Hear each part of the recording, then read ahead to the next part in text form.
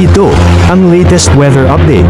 Alamin ang pinakasariwang ulat panahon ngayon dito sa Information TV Educational Channel. Sanay po patuloy pa rin ang mainit at malinsangan na panahon sa malaking bahagi ng bansa. Yan po ay dahil pa rin sa dalawang weather systems. We still have the high pressure area sa may North Pacific Ocean na siya nag-extend po at naka-apekto dito sa may Northern Luzon. Ibig sabihin, meron pa rin kabawasan ng mga kaulapan at mga pagulan.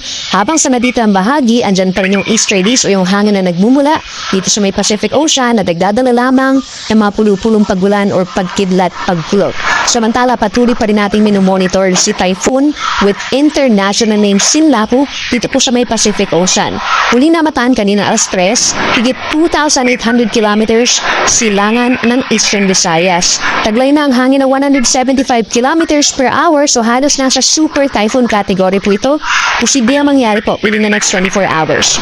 Base po sa ating assessment, hindi ito inaasahang tatama sa ating kalupaan. Mali din ang tsansa na ito'y pumasok pa ng ating Philippine Area of Responsibility dahil sa susunod na 3 hanggang 4 na araw, kikilos po ang bagyo, generally northwestward or pahilagang kanluran, hanggang kikilos pahilaga na. So ibig sabihin, nagre-recurve na po siya bago pa siya pumasok ng ating Area of Responsibility going towards North Pacific Ocean. At malaking impluensya po dyan ay yung presence ng high pressure area dito sa may Northern Philippine Sea. Inuulit natin, wala magiging direktang epekto sa mga susunod na araw, so wala po tayong dapat ipag-alala sa ngayon. At nananatili pa rin itong dalawang weather systems na high pressure area in easterlies for this week.